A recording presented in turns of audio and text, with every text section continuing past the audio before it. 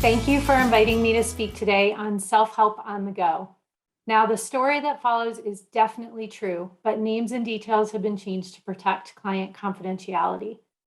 Imagine driving home in the dark on a snowy evening in Denver, Colorado, 2017.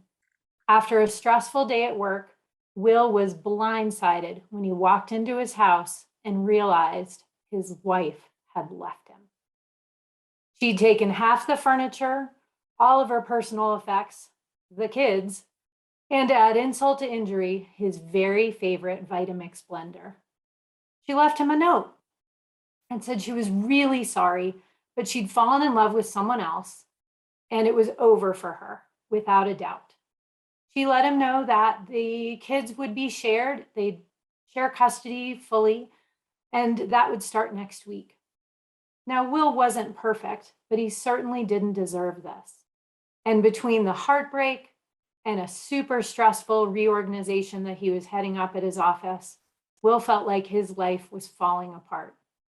He tried handling things the way that you do, all by himself, and doing nifty things like befriending 3 new guys: Jim Beam, Jose Cuervo, and Johnny Walker. Turns out they weren't the best company. He called me asking for help and came into my office pissed.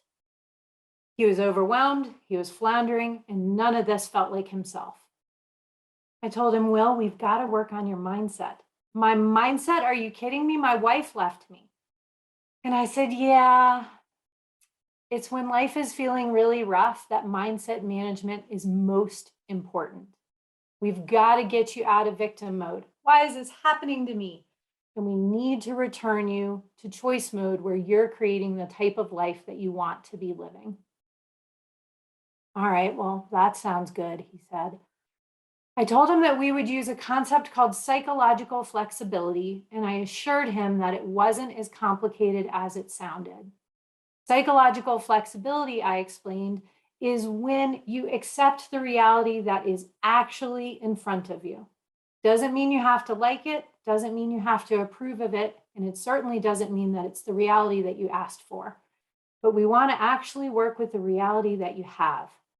And in Will's case, it meant that we needed to have an assessment. What was working well for him and what wasn't working so well? For Will, what was working well was that he was actually doing a great job with his kids. In that transition, he was calm, he was connected, he was really doing a good job. He was also, despite the stress at work, knocking it out of the park pretty well at the office. So we could build on those things. The things that weren't working so well, the overworking, the not sleeping, the not working out, and most importantly, those 3 new friendships, those we needed to make some shifts with. And once we made those shifts and did that assessment, then we could figure out for Will, what was his next best move? How could he move towards a life that he actually wanted? Will was a quick study. He did the work. He did a great job. A little while back, Will followed up with me to let me know how things had turned out.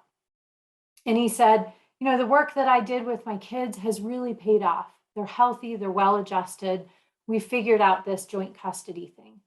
I've come to some peace with my wife. I didn't think I was going to have that happen, but we're happily divorced. We're doing okay. I have a new girlfriend, he told me. He was really excited about her. But one of the funnest parts of our conversation was when he was like, I have to show you a picture. And he texted me a picture of his fancy new blender.